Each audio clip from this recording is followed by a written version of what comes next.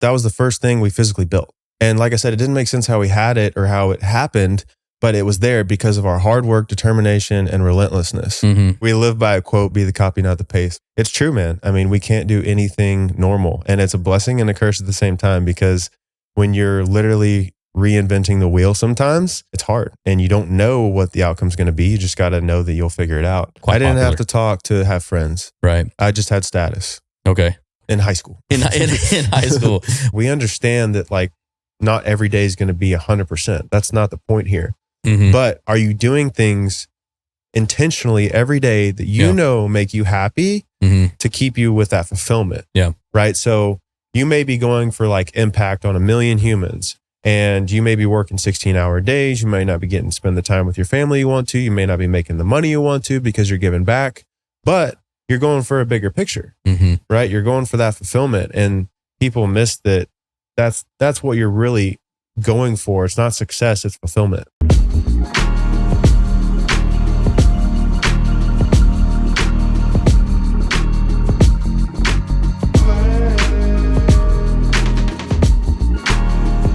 Hey everybody, welcome back to The Blueprint. Today I've got Chris Hinckley, structural design engineer, worked at a defense company, certified yoga teacher, certified marathon runner, body double for somebody with muscles, stand in when Troy Polamalu can't be there for Head and Shoulders.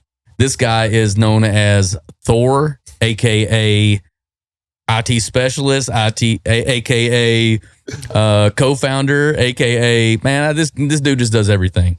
Super humble, super cool cat. Stay tuned. And if you guys can do me a favor, hit that subscribe button at the bottom. It's going to help me bring more of these stories out there. I really appreciate you guys and all the support you've given me. So stay tuned. Chris, thanks for coming. I really appreciate it. Thanks for having me, brother. I appreciate you taking the time to sit down and have a nice chat, man. Yeah. You know, it's funny. We met just a short time ago. When I say short time ago, months ago. Yeah. And man, we've really just kind of hit it off like kindred spirits, man. It was really great to meet you guys and to see how driven you are and everything else. But So again, in a short term, we've kind of made a really good friendship, and I appreciate you jumping on the podcast. Yeah, absolutely, man. I mean, when we got linked up with Cody, I think was the original contact. He's a guy that shoots with us a lot. You know, it's just awesome how like when you meet certain people, you know right away like where this relationship's going, and it's either going left where you know you kind of leave them in the path, or it goes right and like you guys do some cool stuff together. And it's like when you came to us, you weren't looking for anything except for connection. And that's pretty rare these days because people are always wanting something in return, right? And with you, man, it's just like you live freely, you live at peace and in the present. And we saw that when we first met. And outside of that, you do a lot of really cool shit. I mean, like this artwork right here, this whole shop you just put up in like a month, which is insane. And like all the other cool shit inside of your warehouse, man. So just grateful that we got to link up, and like, really grateful that you're like so close. I mean, we're like 15, 20 minutes down the road. Yeah, just real close to each other. 100%. So yeah, that's pretty rare too, because we're out here in the middle of nowhere. Yeah. Well, the cool thing about that is that people, you know, introduce you to people they think you might be, you know, compatible with, right? Yeah. And I've had a few people just kind of reach out and like, check this guy out or do this. And I had put it off for almost a year and a half, I think, of going out to see you guys and the place that you guys were building and everything. Yeah. And so just one day on a whim, I was like, you know what? I'm going to check that place out. I might need to do something for a podcast or something like. Tell a little bit about what you guys do out there really quickly. Yeah. So place he's talking about is XV Studios. Yeah. We've got a 2-acre plot of land right now and what we call our headquarters right now. So it's 5,000 square feet, 2-story. It's kind of like dual purpose or multi-purpose use for if we need to do some events or some of our clients want to have an event there, they can host it. If we have to have some people come stay, they can do it. We've got a podcast studio. We've got a photography bay. We've got like a full storage equipment area for all of the shit that we have. And then, you know, we used to live there.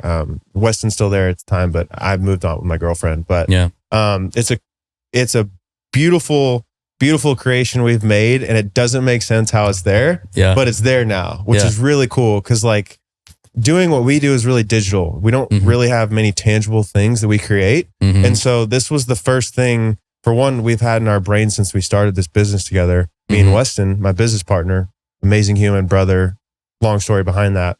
But it's cool because that was the first thing we physically built. And like I said, it didn't make sense how we had it or how it happened, but it was there because of our hard work, determination, and relentlessness. And so when that thing went up, it's still hard to believe that that's still like our studio, if that makes sense. Like sometimes it still just doesn't make sense when I walk in the door. But it's like a real testament to just not giving up and like continuing to move on, because when we started, we were just two guys with the camera, freelance entrepreneurs in the media space. So we were doing the photo, video work together, and it was just us two. Now we have a team of like 8 to 10 guys. We've trained internally, guys we've connected with that are professionals in the shooting space. And now having the studio, we're a full-blown media agency after 5 years working together. About 15 years combined experience. Right. So it's just really cool to look back and know where we started. At times we were working at the same desk and our computers lined up beside each other and just cranking out the hours, 10, 15 hours a day, just getting work done, man. Yeah. That's how it started. And so now to have this bigger operation, a team of guys that are really behind us, not only for what we're doing in production, but just life in general, and just feeding off each other and just growing as humans, man, is the best part of what we do.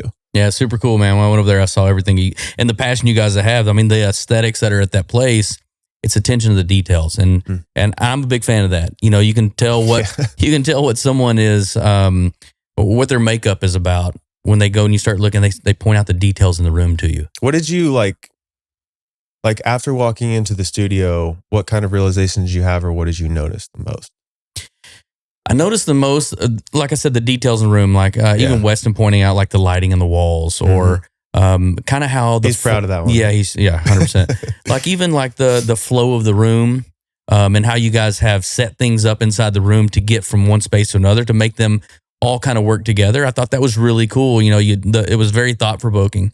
And then there was a speaker in the room. I think it was the exact same speaker I had, which I was like, all right. The JBL, the party box. That thing's crazy, right? Hey, shout out to JBL, man. JBL, you killed that party box. I ain't gonna lie about that. I think send us ridiculous. A few free ones while you're at it. Yeah, 100%. But it was really cool to see that, you could tell what kind of people were involved in this, and that you guys wanted not just to be in a room that was a box or whatever. You guys wanted to make yourself reflect into the room. There's one thing I know about Weston, is that nothing can be the same as anyone else. We live by a quote, be the copy, not the paste, which I'm sure he said on this last podcast, but it's true, man. I mean, we can't do anything normal, and it's a blessing and a curse at the same time, because when you're literally reinventing the wheel sometimes, it's hard and you don't know what the outcome's going to be. You just got to know that you'll figure it out. Yeah. But that's what we've worked on for so many years together, to where we have a very unique product. We have a very unique experience, which is really what we provide. Yeah. And now we have a very unique space that we're building. So all of those combined have really just allowed us to be the copy, not the paste, so to say. And it's really important to us. Sometimes awesome. It's like I'm pulling my hair out like, Weston, we just need to do some normal shit. Like we just got to get some normal shit done. Then we can focus on the creative stuff. Yeah. But that's how we come together. Give me the bill pays. Yes. And then let's move on. Exactly. Let's get the bills paid and move on from there. Yeah, but no, it's literally what makes us us. And I love that. Yeah. Well, here's what I want to do. Now that we gave everybody just a little bit of a synopsis of what you guys work on. Yeah. I'm going to rewind. Yeah. Let's go back. There's a long story behind it. Let's find out how we got there. Right. Yeah. Where are you from? Where'd you grow up? I'm from here locally, the DFW area, specifically East Dallas. So if anyone watching this is familiar with White Rock, I grew up in a little neighborhood named actually Little Forest Hills. So there's big mansions next to it. That's Big Forest Hills. That's not where I grew up. The small houses down the street, that's where I'm from. Nice. Very humble beginning, working class family. Parents divorced when I was about 8 years old. And then me and my mom and my brother moved to Rockwall. My dad stayed in Dallas. So that's kind of how we got out towards this way, which is a little bit closer to where we're at, but still 30 minutes west. And that's where I started going to school. And from then to the end of high school is where I spent my time. You were a yellow jacket? I was a yellow jacket, which doesn't make any sense because our colors are orange, right? Yeah. It's always screwed me up. Yeah, but what's up with that was us, JFND, whatever you want to call it. That was our saying back in the day. But I was a football player. Believe it or not, I was this size when I was 18. Well, 12 would be crazy. 12 would be absurd. But no, 18, I was this size, 230 pounds. I was working out a lot, so I did have the same amount of muscle. I was pretty fast. I was looked at as Chris the football player. That was my identity, man. And that's what I leaned into, going into high school and middle school. I just leaned into sports and didn't care about anything else.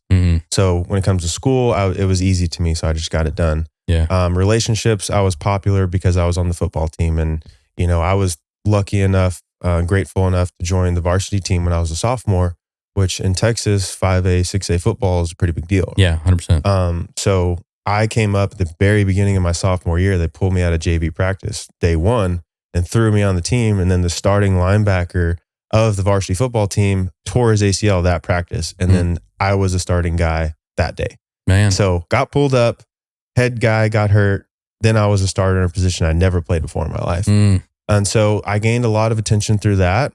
And I didn't, you know, I was a very, very shy kid. So for me getting that much attention, I didn't do much with it. I just kind of like brushed it off, and I didn't speak much, and I wasn't very verbal on the team. I was just, you saw my actions, you saw how I trained, how I moved, how I played.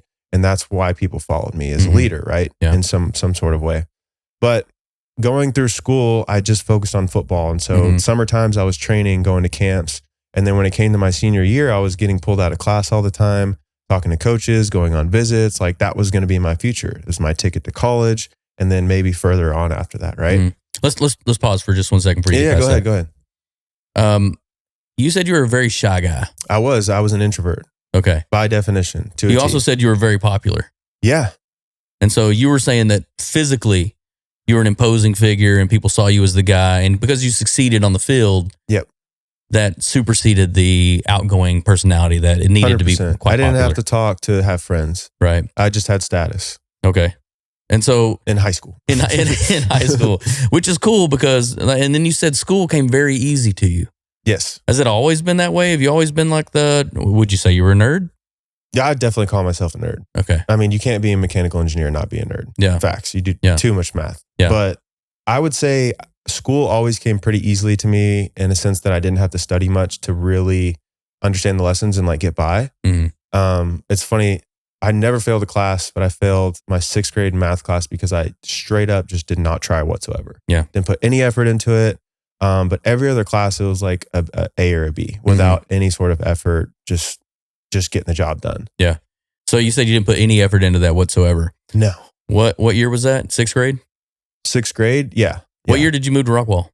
That was 3 or 4 years after I moved to Rockwall. Okay. But that whole period of like elementary school, like I kind of brushed over it, but like that was a really tough period for me. When your parents were splitting up? When my parents divorced, it was like my whole world shattered. Like the one truth that I had in my life was that your parents are married and they stay married forever. And that was what I believed.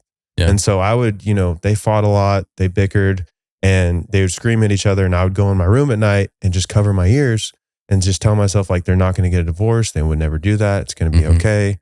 And lo and behold, when I was 8, they finally got divorced. Yeah. So at that point, I was like, everything's a lie. Yeah. Nothing is true. Everyone's full of shit. Yeah. And so I became a rebellious kid. Yeah. And I was quiet. I was introverted, but I would, be very like going against the grain. I had a problem with authority. My father, I don't want to speak ill of him because he is gone at this point. But he was not, the best way I could put it is he was a perfect example of the man and the father and the husband that I did not want to be. So, on his deathbed was 15 years since he'd had a job. He was overweight his entire life. He had bad habits. He, had bad relationships. He was very narcissist, very negative, and never took accountability for anything in his life. And so I saw that after I started to grow up a little bit and why my mom just had to distance herself from that relationship in order to protect us and herself. But at the time I didn't understand. And so I screwed up a lot and like I made bad friends and we made bad decisions and I would just get in a lot of trouble. And that was the, 4 years of elementary school that like really just drove a wedge between me and my father's relationship. And that's where a lot of my problems came from internally in my brain. And it was hard to get over that because when someone around you is like so negative so often, it's hard to keep it from rubbing off on you. And so at a young age, being around that all the time, it really like trained me to be that way. And so as I got older and started becoming more of like myself and stepping into who I wanted to be, it was really hard to leave that negativity and narcissism behind because that was the first thing I resorted to every single time something happened or emotional. Like it was always negative. It was always someone else's problem. Like it wasn't because of me. And so these are things that like really held me back, in my opinion, from growing as a human. And, you know, we can go deeper into that story, but I think you really get the gist of where I come from in terms of my mom. She did everything she could to provide for us on a teacher's salary. Right. She worked with blind and visually impaired students, and that was her career. Somehow she took care of the two of us and provided for us for like the last, you know, from 8 to 18 and so on. You know, she paid for our college, took care of our cars. She did everything. I don't know how she did it. Amazing human, angel. My dad, the complete opposite. Yeah. So like all the good, maybe not all the good, but most of the good comes from my mom. All of the good habits, the discipline, you know, good heart, all that stuff comes from my mom. I have good things that come from my dad too. Like he steps into a room, everybody loves him. You get to know him, you're not going to like him. Yeah. I have the good side of that. And I can continue to have a good relationship with people like further on. But a lot of what I learned of what not to do came from him. And that was an identity itself of like becoming something that I'm not, that I had to ditch. Yeah. Because at a certain point, you have to realize you're not this person. Yeah. And I never really was this person. Yeah. And these beliefs that I just need to do the opposite of what he did is a limiting belief, because I can go so much further than that. Yeah. So that gives you a little background on like me, my relationship with my father and my mother. Like I said, I lost my dad about 3 years ago due to health problems. And, you know, he's definitely more comfortable in a better place because he was significantly unhealthy and bedridden at that time. But, you know, I was able to mend the relationship with my father before he passed, which is the best thing I could have done. And if anyone has like a relationship they're struggling with, especially a parent, you never know how much time you have. Yeah. And even if there's just this big wedge between you guys and it's been years, because like it was 3 years before I talked to him when he told me he was dying. And it's really important to remember that no matter what, that's your family and that's your dad, and he made you, and you would not be here unless it were for him. Regardless of what he did after I was born, I would not be here if he didn't have me, right? If he didn't like have a relationship, like it's because of him that I'm here. Yeah. So I'm forever indebted to him, whether I like it or not. Regardless. Yeah. And he's my dad. I won't get another one. Yeah. So I got to love him, because what does God tell us to do? Love everyone. Wow. That's impossible on our own. Yeah. Through him, it's possible. Yeah. So I had to learn that. And I'm so glad that I was able to drop my ego at the door and my pride. Yeah. And just, this is my dad. Like, I just want him to be comfortable, and I want to spend some time with him and mend what we have, the relationship we have left, before it's too late. Because if I don't, I'll forever question why I didn't do that. Did you get to a point when you were having those conversations that you were able to open up like that? Not necessarily. You know, there's a relationship with my father in my head that I wish I would have always had. It was never going to be that, and I knew that. I had to let go of it. So when it came to those conversations where I'd go speak to him, I had to really mitigate the topics I got into, because I know he knows how to push my buttons. He's got 30 years of experience doing it, and he knows how to press them. So I had to be careful of the things that I brought up. And then when they did get brought up, I had to quickly move over them, because I know where it would be taken, right? Because I'm not a person that can hold back my opinion. He's not a person that can hold back his opinion, and he has no filter, which is very like aggressive. So yeah, I had to navigate him, but I had to learn how to do that over long periods of time. So did he ever get to know the football superhero that you were? Did he come to your games? Did he get to see any of that stuff? So he showed up. He was always late. He lived in Dallas and refused to move to Rockwall. So that created a lot of like barriers between like spending time with us and showing up for things.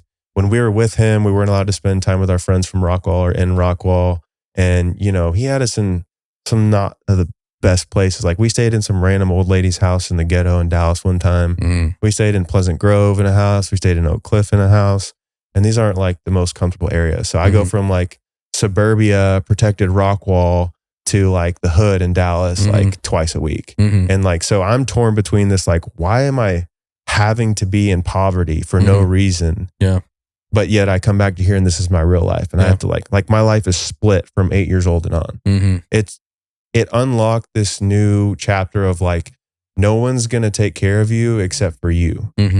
Because when you're traveling in between your parents, you have to get your homework done. You got to stay on top of your training, on top of your eating, on top of your sleeping. Like all this stuff is on your own, because when you go with your dad, he doesn't know everything you just done for the last week. When you go with your mom, she doesn't know everything you just done for the last week. So you have to keep up with your own schedule, with your own everything.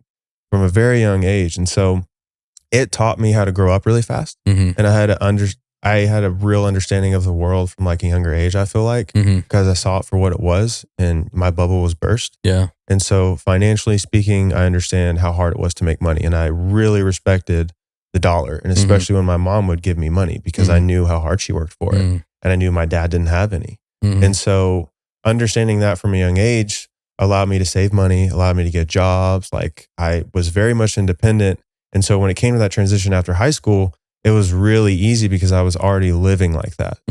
Like people have issues going to college and then they have like no boundaries, right? Like I had to set my own boundaries like 10 years before that. So I was used to just being an adult in a way. Yeah. You know, it's so funny when you talk about the difference in living in two different worlds like that. I guess that can be very eye-opening too, to understand what society is all about, right? And meaning like, people put on a persona of who they are based upon where they live, what they have, what they dress like, whatever, right? You were in a good and in a not so good by the week. You had your foot in both worlds. You were defined by both depending on the week where you were at, right? So literally you were both sides of the coin, you know, which really means like, it's the situation, not the person. Right. That's what I placed my identity on, those two things. So I had like Chris, the football player, Suburbia, Rockwall, Yellow Jacket. And then I had Chris, like the Dallas guy, which like my dad would put us to work when we go out there. We would just like take care of the house. We would do chores. We'd go to Home Depot all the time. We'd go after these business ventures with him. Like it was like I was an adult over here and I was a kid over here. And there was no overlap because he wouldn't allow it. So like being barred from your friends or like not even able to have your friends over, like it's just weird as a kid to have to deal with that. For me specifically, because like you go from my girlfriend in middle school, she had a lot of money. So they had, you know, $2 million mansion on the lake, a boat, jet ski, big Hummer, all the nice cars. She had a closet that was a room and it was like this high with clothes and they all had tags on them. So like I go from that to my father's shack, which he doesn't even own, and someone else, and we're living in one room together. And there's like bunk beds that I lived on until I was 18 and then my dad's bed. And like that was, I go from here to there. And like it just fucks with you as a kid. You just don't understand. It did good things for me because I saw the perspective of poverty and I saw the perspective of wealth. And then I had my mom in the middle class, right? And so I had a broad understanding of life, like I was saying, that most people that I grew up around in high school didn't even understand. Yeah, that's tough. Yeah, I mean, you know, especially, you know, when you start stepping from world to world to world, that can spin you out of control. And I can see where you could be mad through a lot of situations all the way around. So it makes you money hungry, greedy, going after all the wrong things. Because when you're poor, all you want is money. Yeah. And when you have money, all you want is peace. Did you find yourself pointing blame more when you were in a worse situation? Yeah, when I was a younger kid, absolutely. Okay. Because, well, for one, you're a child, you're still developing these skills. And like what I've had to learn now and what really helps me keep moving forward without a bunch of stress is that there's certain things I can control and certain things I can't. Yeah. And if I focus on the things I can control, then I lose a lot of stress, I lose a lot of worries, and things actually begin to change. I didn't think that way as a kid. So if I had a struggle, it was because usually my father or because like the situation I'm in. I didn't understand that no matter where I was at, I have this and I control this. I wasn't that mentally strong as a kid. I mean, you're still developing, right? Yeah. But it's like I had a lot of trauma that was like I didn't talk about this shit with anybody. Yeah. I didn't talk about it with my mom. Definitely didn't talk about it with my dad. And my brother didn't understand me because he was just like, that's dad. Just listen to what he says. And it's like, he's living the life that I don't want to live. So why would I take his advice as a father? Yeah. And I'm 8 years old saying this shit. Right. Yeah. So like, if your 8-year-old told you that, like, what would you say to their face? Yeah. It wouldn't be good. Yeah. No. It wouldn't and be so good. that was the relationship I had with my father because I grew up really fast. And so I saw him for who he really was. Yeah. And he tried to just control me for no apparent reason because he had no control in his life. Yeah. And I saw these things and I pointed them out to him, which obviously like that's going to piss him off. Yeah. And so we just butted heads. Yeah. Every single time. You were poking at him and he was poking at you. He tried to take my phone for no reason. I'd tell him he didn't pay for it, so he couldn't do it. And like, you know, just little stuff like that. Yeah. Yeah.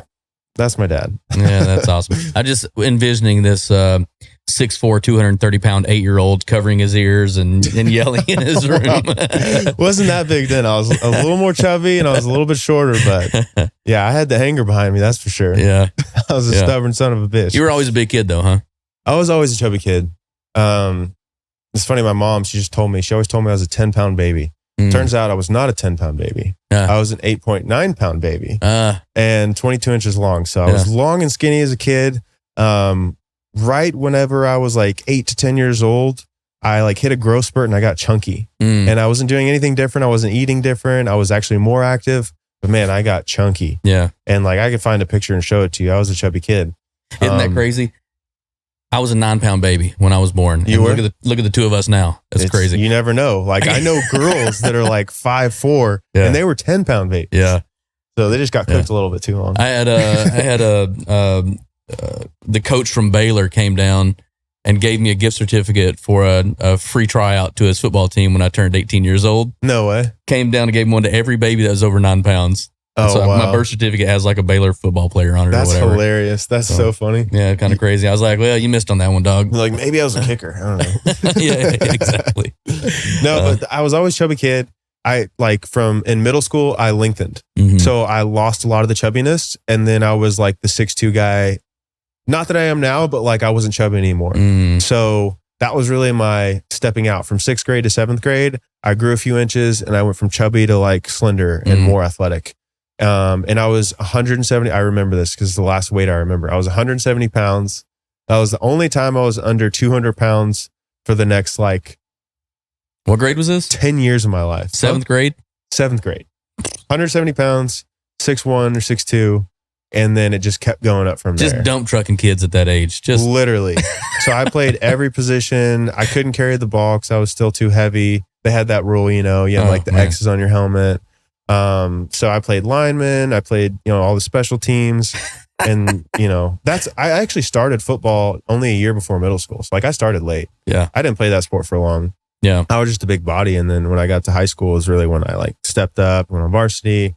I got big, that was cool, whatever. But so then you started getting into like getting a lot of people take notice of, what your skill set was on the football field, right? Yeah. I mean, I don't even know how gifted I really was in football, to be honest. Yeah. Like from the beginning, I just was big. Yeah. I think that's really where it starts in that sport. Later on, I got a lot better and mentally trained how to actually play the position in sport. But I moved around so much that I never really got to be an expert in any position.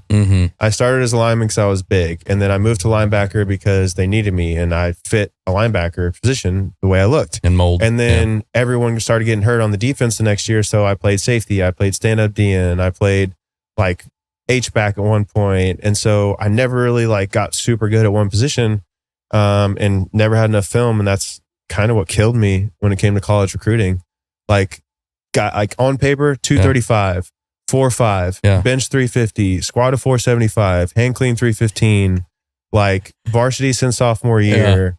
And they were like, you just don't have enough film as a linebacker. Yeah. So my senior year was my senior year to really put myself on the map. Yeah. And 5 games in, I broke my arm. And then 2 weeks later, after going from a full arm cast to a half arm cast the same day, I played a football that night after 2 weeks of no practice, no nothing. And so that became the standard of every week. I wouldn't practice all week, and I just play the game Friday night, both sides with a cast until I couldn't play anymore. And I would re-break my arm every single week. Wow. Every single game. Because I didn't come off the field. I played offense and defense with a broken arm, didn't practice throughout the week, and didn't drop a pass. I had incredible stats, until I just couldn't play anymore. Because 4 or 5 games went by, and I kept breaking it every week. And the doctor was like, you have to get surgery or it's never going to heal. And that's when I had to stop. And at that point, all the coaches stopped calling me. They stopped responding to me. I had no one taking me out of class anymore. And all the height that I'd been building for 3 years just died. Wow. Because of one injury. Because I broke my arm. Wow. I see the scar on your arm. So I guess you got the surgery? I got the surgery. I had to. So I got a plate and 6 screws in there now. It's funny, it's actually the second time I broke my arm. Yeah. So the first time when I was 6, I fell out of a tree and I landed on my head, but I caught myself in my arm and snapped it in half. They put a pin in and then took it out later. So when I still have this like massive divot in there, it's like, this arm just kind of messed up. You can see it's not all put together, but it works. Same. Yeah, you get it. Yeah. So this one's been through but I can still do handstands on it. I can still do everything I need to. Yeah. It's not as flexible, but like it's a blessing. Is it tender at all? Certain weather will make it a little more sore. Yeah. And like when I was, becoming a yoga teacher, which is a whole nother story. That was really challenging. Yeah. Because I was doing all these like wrist bends and like crazy stuff that was basically rehab. And so I had all this cartilage built up from, because I had cast for 6 months. Yeah. At the end of from the beginning to the end with surgery and everything. So it got really bad and I had no physical therapy. Yeah. That's terrible. Yeah. What's crazy is like, I don't have no ill will towards the coaches or anything like in my situation, but it's wild that when I actually broke this thing, I went to the training staff that night and they told me I had a popped blood vessel.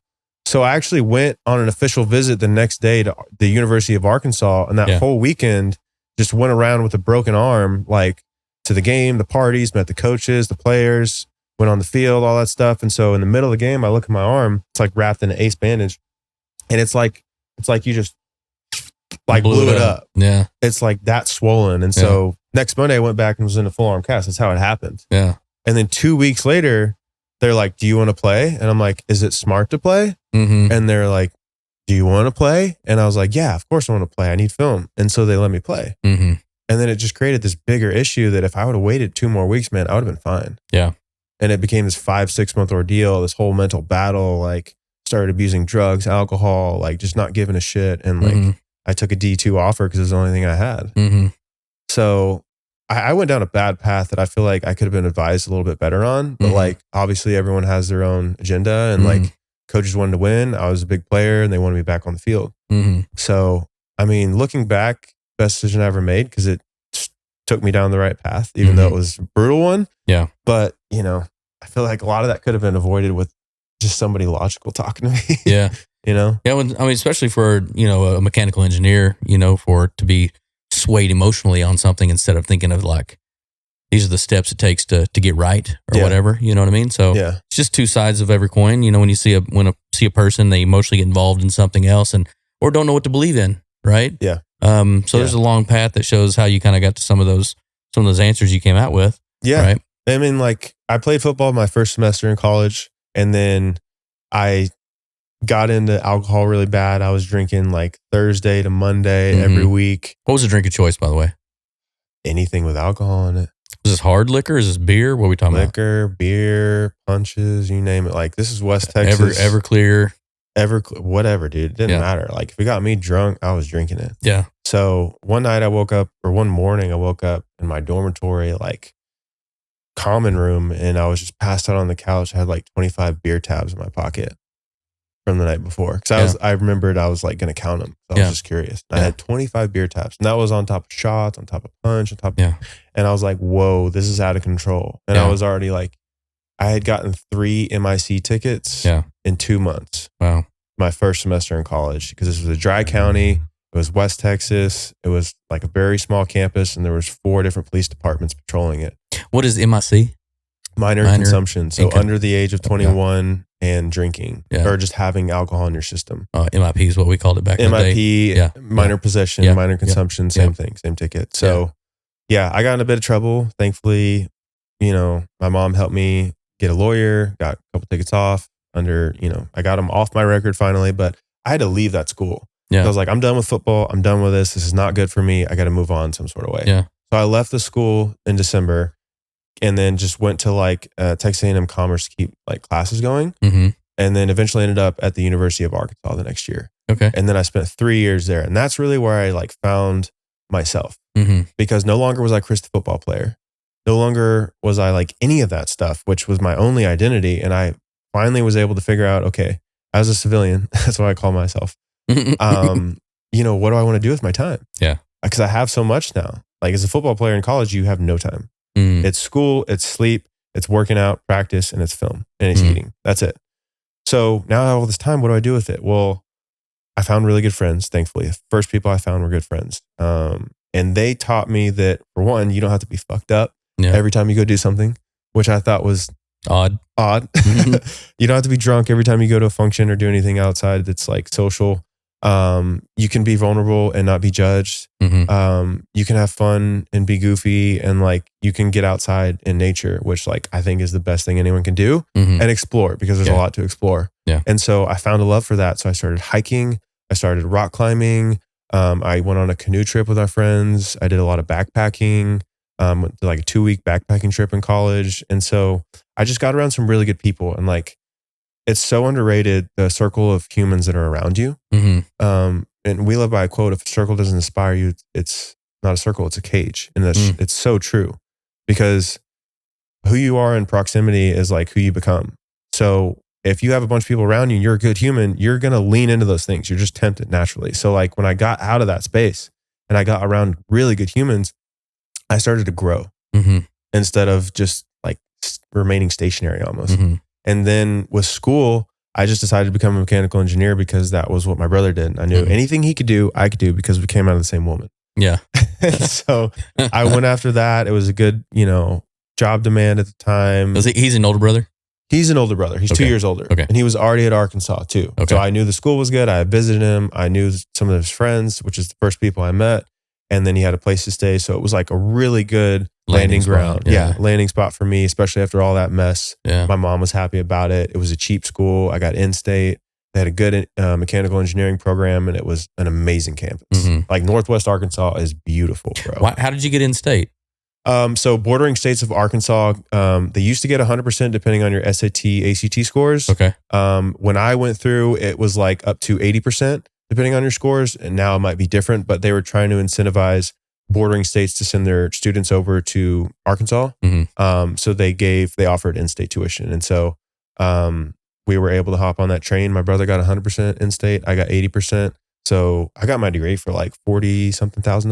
Nice. Which is really cheap. Yeah, 100%. Really cheap for 4 years. So anyways, Arkansas was amazing for me. Changed my life. So you went from a football player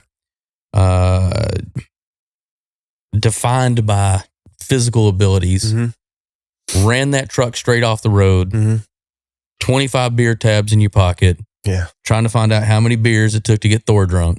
Yeah, a lot. Crash and burn. Just going back to school.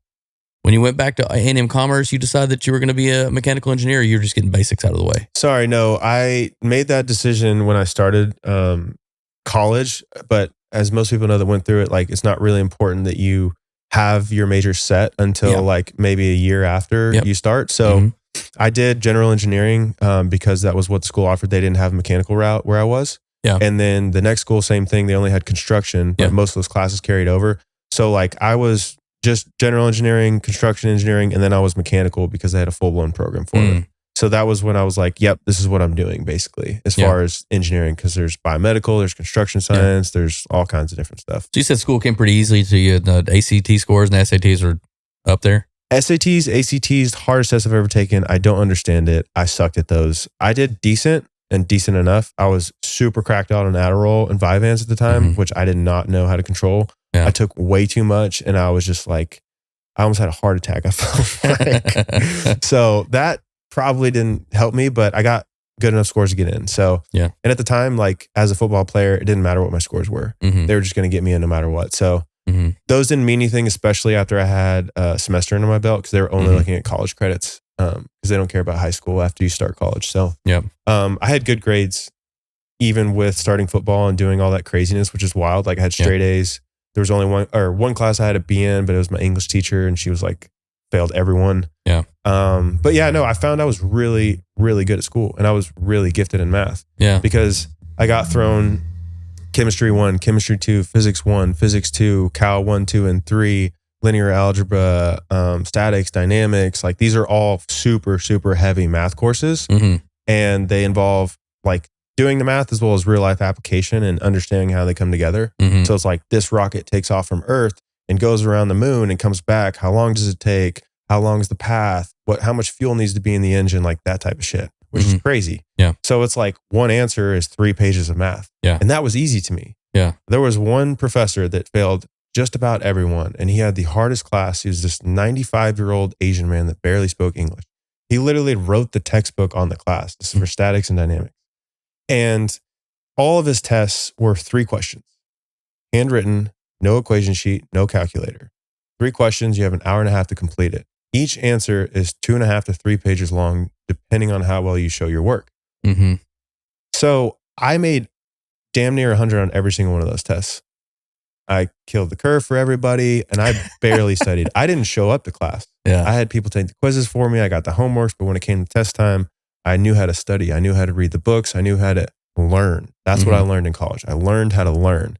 And I learned that I was really, really good at learning a mass amount of things in a short period of time, because college is a system, and these teachers, they operate on internal systems. So when they give you homework, when they give you quizzes, what they'll do is they'll just reverse the problem on the test. So the variable they give you is the variable they won't give you in the test. And they'll flip-flop it and ask you to reverse to find the question the opposite way. So what I would do, I take all the questions on the homeworks and the quizzes and in the books, and I would reverse them versus I do them correct, and then I'd reverse them and solve the other way around. And so when it came to the test, exactly what happened every single time, minus some unit changes, and then I figured it out. The Da Vinci Code. It was simple, right? Well, we just found out you're a new person. You're now Goodwill hunting. I don't know about that one. You know, and I wasn't that gifted. I couldn't just do math on the wall. And at this point, it's all gone. It's all gone. You like apples? I love apples. How about them apples? Amen, brother. Amen. Yeah, that's awesome, man. And so you just got to where you were breaking down the system and really trying to find out exactly what was going down for how the tests were being, and you just deciphered it. Yeah, I just realized I was much more gifted in my brain than I had thought or that I had tried. Yeah. And so I started leaning into that. I started actually I guess growing as a human in terms of okay, I have a brain inside of me. How do I best use it? So for me, it was a lot of just chilling in college. I'm not going to lie. I worked hard. I did construction. I poured concrete in the summers. I worked in an office and did some drone surveying and stuff like that. And on top of my schedule and everything, I worked out at 5:30 in the mornings. I did my lifting in the afternoons. I was structured, but I was chilling in college because I didn't know what I wanted to do. I didn't care. I was smoking weed. I was hanging out, and I was having fun for the first time. Like I said, I was being a civilian, man. So you went from alcohol to marijuana. I had always done marijuana. Okay. I had always had certain alcohol took way too far, and it was horrible for my depression, which I was born with depression. Yeah. That was holding me back so much. I kind of stopped alcohol for a while, got back into it in college, obviously, because it's still very present. But it was doing it in a way where it wasn't suppressing my feelings, or it wasn't my route to get out of my little shell, right? Because as an introvert, and most people could probably agree with this, is when you drink and you get drunk, you become more extrovert. Yep. Right. And so I thought for me, in order to be social, I always had to be a little bit tipsy, right? And so I learned with them how to be like that without being drunk. So my friends allowed me to have even more fun when I was drinking with them versus resort to that for having a good time. Yeah. So my relationship with alcohol changed. And I never really had much of an issue with marijuana, to be honest. And I'll be transparent. I still smoke. But it's with anything. I mean, if you have a couple sips of alcohol here and there, and you have it to enjoy the moment versus suppress something, then it's okay, right? It's not going to help you in any way, but it really may not hurt you that much. For me, I've been on depression medication. I've been on all kinds of shit that's mind altering, and I would rather smoke weed than any of those things to just calm down at the end of the day. You know? Do you feel like you're still dealing with the anger from at an early age? Because you talk about the things you need to do to solve. And that's what I'm hearing basically out of you on quite a few of these. Yeah, solutions, right? It's Big this solved guy. this solved this did this. And it's you feel like you need to put 2 and 2 together to get this, right? It's not always a math problem, It's not always straightforward. Yeah. That's what I had to learn, because I'm super structured. And when it comes to business and personal life, especially the personal side of things, it's not going to be as logic based. A lot of things happen, anything that involves a personal relationship or love is not going to make much logical sense. Right. That's not the point of that. And that's hard for me to sometimes sit on one side or the other, or not let one bleed into the other, if that makes sense. because my brain naturally goes to logic. This doesn't make sense, or this does make sense, so it's not a problem to me. Like, a lot of people struggle with death in different ways. For me, like, it made sense why my father died. He didn't take care of himself. Yeah. It was not that hard to accept. Yeah. And that maybe sound a little bit brutal to some people. Yeah. But for me, like, it was logical. It made sense. Like, he didn't take care of himself for so long, and it ended up catching up to him. Yeah. It's sad that he lived that way. I wish it wasn't that way, and I wish we had a better relationship. But it makes sense. But it wasn't a shocker that he passed. It wasn't like, oh my God, like I can't believe this. Like when your grandparent dies, like they died from old age. Like they lived a beautiful life. It's not sad. I'm kind of the same way when it goes to that. Like, I really, you know, you're going to die. I've had some very, very close people to me pass, and I didn't shed a tear. Yeah. I'm talking like very close people. And I was almost upset with myself, thinking like, am I broken? Am I this? Yes. And I started, well, you're not, but I resonate. Right? Yeah. But I'm like, why don't I see all these other people broke down and doing all this other stuff? And I'm like, why am I not experiencing what they're experiencing right now? And in my mind, it's like, well, I've kind of dealt with this piece by piece slowly over the last years, months, days, knowing this was coming, right? Like, if you just process things ahead of time, it's easier if you take them in small chunks as opposed to just wait and wait and wait and then boom, deal with it all at once, and it really tears you down. Right. For me, that's kind of how I saw it, was like, oh, I see the end is coming. I'm preparing myself mentally for that moment, and I see where it's at, and it's old age, or it's these things that happen, or whatever. Like, it's just part of the process of what's going to happen with every single human that walks into this place, right? Well, it's all perspective, right? Because we all have a different perspective of death depending on our past experiences. Yeah. So like for me, I've dealt with it. So when it happens, and God forbid it happens, you know, sooner than later, I know how to deal with it. And I've lost my father. I could deal with just about anything, I feel like, at this point, to be honest. And I have not felt, it feels like I haven't seen him in 3 years. Yeah. You know, like it doesn't feel like they're gone because we didn't have that close relationship. Yeah. So it's not like, you know, maybe in 10 years it'll really hit me, but like, I still haven't had that moment where it's like, my dad is gone. It just hasn't hit me. It's the weirdest feeling. And it, like you said, it makes you feel like, am I wrong for this? Yeah. Like, why am I not feeling what other people feel? Like, I want to feel it, but I just don't. Yeah. I remember sitting in my studio one time and picking up an object that I had that was one of theirs. Right. And at that point, I just remember thinking, I miss this person, you know, and then just tears started going down my face. That's it. And I was like, maybe it was months or years to parse how I really felt about something. Or, you know, you go through these walks where you think you understand yourself and you really don't. Or you go through periods of time where your mental perspective on certain situations changes, right? And you think you have something handled at a certain age, and then the next thing you know, 10 years later, it's like, maybe I did, but I would do it differently now. Yeah. Or I would do it differently at this point. And so holding one of those objects, I was like, remembering the good times, remembering the good things about the both of us, and then just tears start. And I haven't cried in 10 years. And that also makes me feel like maybe there's something broken. But at the end of the day too, it's like, that moment was very cool for me, you know? Yeah, I get you. And I think really where the emotion comes in, especially with loss, is when you, like you said, you remember the happy memories. Yeah. And I think I haven't felt a lot of that emotion because unfortunately I don't have a lot of happy memories of my father. Yeah. You know, we have good moments here and there, but it's not enough to really like tear jerk me. Yeah. It's like when I'm backing up a trailer, I remember that he's the one who taught me how to do that when I was 10, you know, and like when I'm coming into a room for the first time and having to meet a lot of people and be social, like I remember how I used to watch him do that everywhere we went together. Yeah. And so like, those are the good things I remember about my father. And like having a root beer float at a little drive-in diner called Darriette in Dallas, like just little stuff like that, you know, kind of gives me chills thinking about it. Yeah. That's, you know, I'm starting to feel more emotional just talking about those things. Right. Yeah. And that's usually when you start to feel those things, is when the happy memories, you may be reminded by a hat or like a drink or a piece of food, like you name it. It's like, that's when we start to feel. And, you know, I don't think there's anything wrong with us, bro. I think it's just, that's how we're built. And it protects us. It really does. Yeah.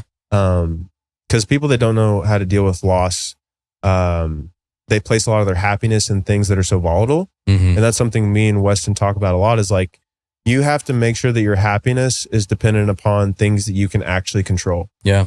Because the things like people or a product can be taken away from you so fast. And if your happiness is that volatile, then you will be living a very sad life, because you'll constantly be having your happiness taken and torn from you because you place it on these things that just can be gone away in a second. Do you think that you scale from both sides? If you take your happiness and you throttle it back to where things don't really offend you, or your sadness doesn't either, do you think you go from both sides? Like, I'm kind of not really affected by either one of these, and I'm able to kind of navigate without using emotion to kind of steer me, versus someone who really experiences happiness on another level, where they're like, they also probably extremely feel sadness too on that other side when it comes, And that's the unshakable. That's, right in the middle where you're not really here, you're not here. Yeah. I wouldn't say you're emotionless, because you still feel it, but you control it. Yeah. And that's when you become unshakable, is like, no one can really like just make you super, super happy except for you. Yeah. And that's what you can control. And no one can really, really drag you down by anything they say or do to you, no matter what, because you stay in this gap right here, which is the unshakable gap. You're at peace. You're in the moment. You don't have worries. You don't have stress. That's what I'm focusing on these days, because people are going to screw you over. Yeah. Like, people are going to upset you with the expectations you have on their relationship, no matter if they're family or they're not. Yeah. You're going to be disappointed a lot in life by things you can't control. And you're going to be pissed off at traffic 95% of the time if you live in the city. Right? But you can't control those things. What you can control is like, how can I be useful with my time when I am stuck in traffic? Yeah.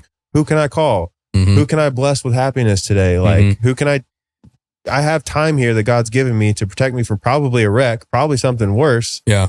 And he's given me time to do something. What do I need to do with it? What on my list can I check off? Exactly. And that's a different perspective on life. It's making the best out of everything. It's focusing on what you can control and being unshakable in any moment, which is it's much easier to say than do. Yeah. But I'm practicing that a lot now, because it's protecting my energy. Yeah. As an introvert, naturally, I have to really be careful with my energy, where it goes into, who steals it, who gives me energy, which is hard to find. Yeah.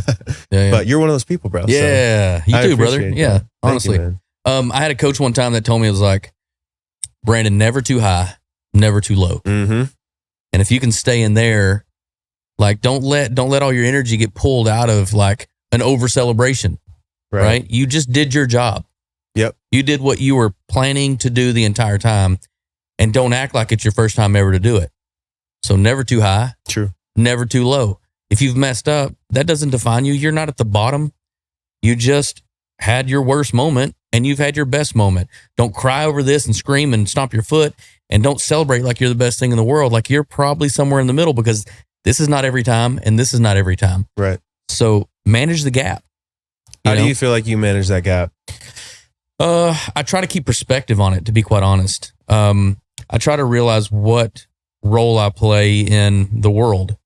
I put scope on it. So, like, you're an ant on an anthill, right? Well, you look around and you're going through, and you can see the pathways and everything's going on. But if you zoom up, you see 10 or 15 or 20 ants. You zoom up, you can see 1,000 ants. You zoom up, you see whatever. Like, at the end of the day, we're all ants walking around this place, and no one even knows what we're doing. I try to just keep a scope on it's not that important. Yeah. Whatever it is, it's not that important. Like, I'm trying to do the very best with everything that I have. Absolutely every single time. Give out my best and be groundbreaking on everything, because I don't want to be a duplicate. Do not. But at the end of the day, no one really cares. I'm doing this for me. I'm not doing this for somebody else's validation of it. So in that mind, I can be happy with my effort that I've put out, or I can be unhappy with the lack of effort or planning that I've put towards it. Right. What you can control. Yeah. The things that I can control on it. Yeah. And like, a lot of people, they kind of miss that whenever they're going after just like, I want to be happy, which they think you're just going to be happy all the time. Like, we've asked a lot of people, and they've been thrown off by the question, like, respectfully, are you happy? And if you're not, well, how can you always be happy? And people that aren't happy have they're really frustrated when they answer that question, because they're like, you can't always be happy. Like, that's not possible. Yeah. You're going to be upset majority of your life. This and that, like, life's hard, blah, blah, blah. And we're over here like, yeah, we understand that, like, not every day is going to be 100%. That's not the point here. Mm-hmm. But are you doing things intentionally every day that you know make you happy to keep you with that fulfillment? Yeah. Right. So you may be going for like impact on 1 million humans, and you may be working 16-hour days. You might not be getting to spend the time with your family you want to. You may not be making the money you want to because you're giving back, but you're going for a bigger picture, right? You're going for that fulfillment, and people miss that. That's what you're really going for. It's not success, it's fulfillment. Yeah. And, you know, if you have that, you're going to do something pretty cool. Yeah. And it will be profitable, or easily profitable, with the right guidance. So you can, well, there's two things I want to get to. You can see right there where that's built into your company now. Like that perspective and that outlook, and use the term we a lot, which I want to get into in a minute. I want to know how you got from, I graduated with mechanical engineering, to camera in your hand. What were the steps between that? How did you make that transition so we can make it to that we that I want to talk about in a minute? Yeah, no, this is like the pinnacle, right, of my story, and usually what I kind of skip to grab people's attention. But after college, I graduated, and well, I guess right before I graduated, I ended up getting an 8-month internship with the company I worked with full time afterwards, L3 Harris Technologies. They were L3 Technologies at the time. They're that defense contractor, so their biggest client is the Air Force, and they do all kinds of Air Force One, baby. Yeah, Air Force One. A lot of, you know, aircraft spanning from little Cessnas to wide body 787s, gold toilets, 777s. No gold toilets on these. We're talking government contracts, so they barely put up panels on the wall. Okay, but they do have some executive jets that were pretty pimping. I'm not gonna lie. Yeah. But so, anyways, I went to work for them as an intern for 8 months. And so I basically was in the role I was going to be as a full-time employee. And so when I went back for my last semester of college, it was like basically signing some papers, you know, taking 3 classes I never had to go to online. And then I just hopped into the job. Okay. So they paid me like an engineer whenever I worked there. So I saved up like 30 grand in the 8 months just working there, and paid off all my bills, took care of my living. Like, I lived at home, so I didn't have rent. They gave me a signing bonus, and then same thing 3 months later when I went back to work for them full time, I got an even bigger signing bonus and a bigger salary because I already worked with them. And like, I already had a 401k and all that. So it was just like easy to get into. Like, I had no issues finding a job, and it was the best job for mechanical engineering. Yeah. Like, it was either that or NASA was like the 2 best things you could go for. At least in what I wanted to do. So I went and worked for them for 2.5 years. And if I could describe this job experience, you have to have a security clearance. So there's different levels with that, but you know, the government has to look down your back and all up in your ball sack and determine that you're a good human. They found that out. They found that out. They went deep. They didn't find anything bad. They went deep. Let me tell you, it was thorough. But you know, they call your friends, call your family, your old neighbors, all this crazy shit. So I got that, and then you know, like I said, the work experience, they're very, very basic metal buildings, so storage facilities, almost like it's a massive plant. So there's a lot of them. They're different sizes. The middle of nowhere, Greenville. It's like 50 minutes east of Dallas. There's no cell service in the cubicles, and there's a bunch of cubicles. There's no windows, and you're pretty much confined to the 6x6 space for the majority of your workday. And you got 3 screens, 2 screens, and you're working in CAD, and then sometimes you're going out to the manufacturing facility. Then when COVID hit around 2021, a couple years in, that was when things really shut down, and like, you weren't able to talk to people, and you weren't able to go to other desks. And like, if your mask was down below your nose, they were firing people with full on pensions. Like 20 years of job experience, they were firing on the spot and taking away their pensions because of that. Absolutely insane. So you had to do like 5 screenings to get in the door. Like, it was just a madness. And right around the same time, actually right after I got out of college, I decided that I wanted to buy a camera for whatever reason.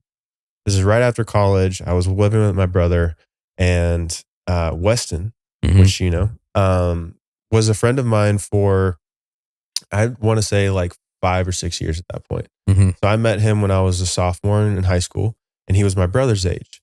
That's how we met, through sports. And I would just go and hang out at his house every weekend, just go with my brother. And we, you know, got to know each other that way.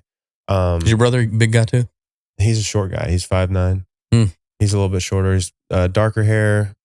We look very similar facial Mhm. features, but obviously we're built quite a bit different now these days. If you listen to him talk, you'd be like, yeah, this is Chris's brother. But we're very different, very, very different. Yep. So anyways, me and Weston get really close. Like after that, I'm sure you heard a story. Like he had some issues at home. When my brother went off to college, I was still in high school and he was still around Rockwall.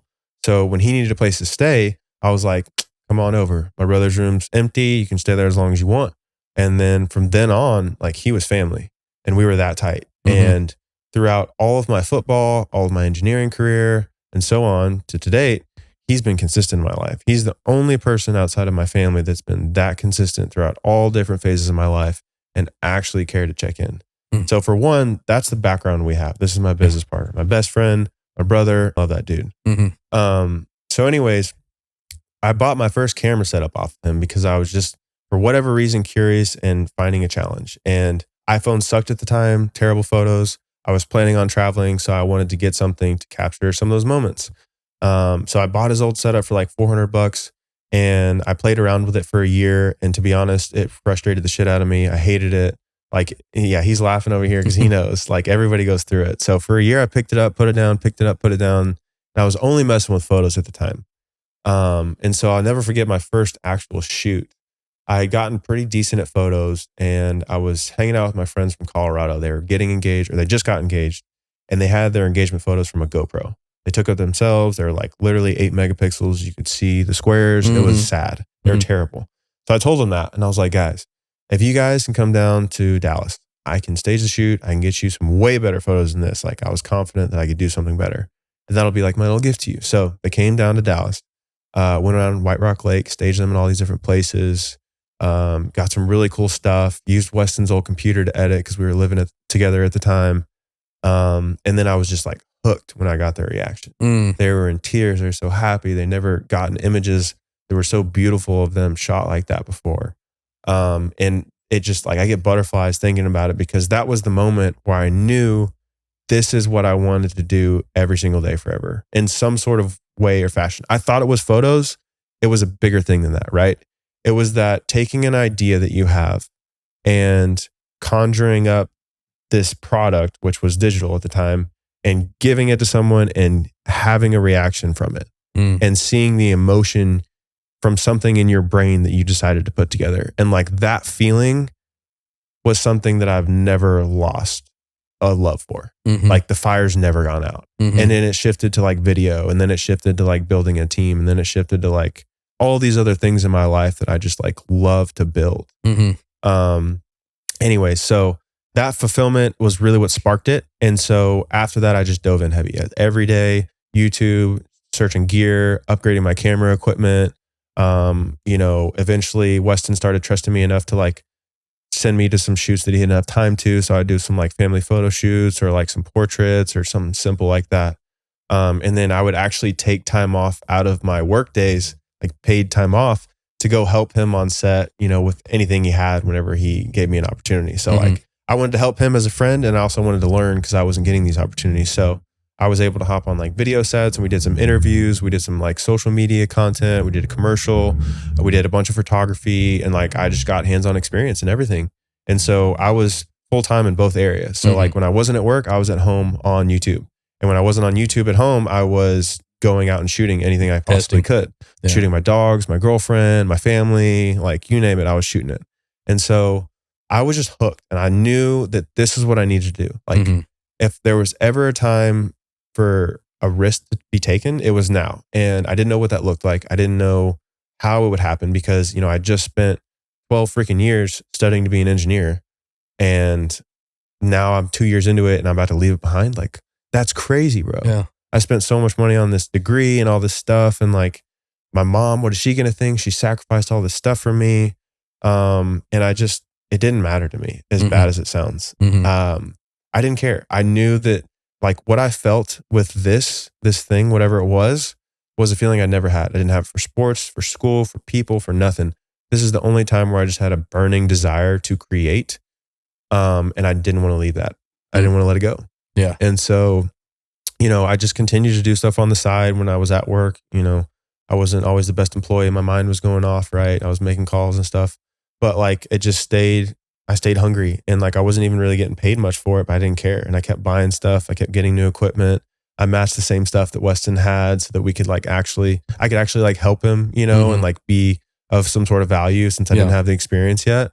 And then I got introduced to, one of the biggest clients I had ever had individually, and also like someone that really like changed my life in a way.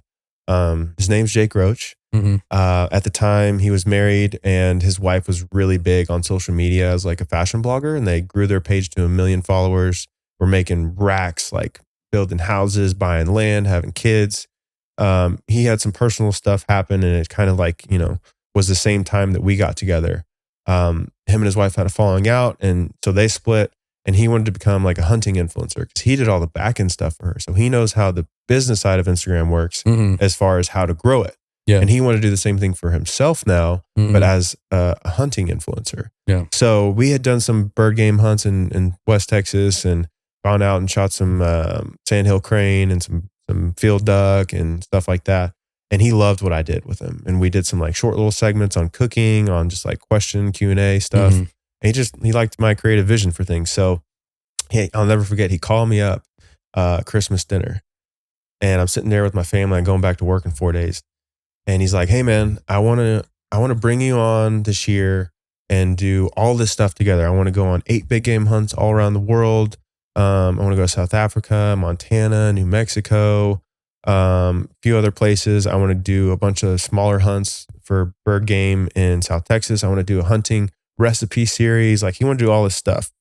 He's like, I had this amount of money set aside for you. And I was like, dude, this is awesome. Sign me up. But here's the thing. I got to quit my job. I was like, I can't do all of this. I don't have enough time to do it. I have to quit my job. So if you're serious, I'll be serious. I need half up front, and I'll go in and quit my job in 4 days. So I did. Yeah. I went in and put in my 2 weeks immediately. 2 weeks later, I was out. Never turned back.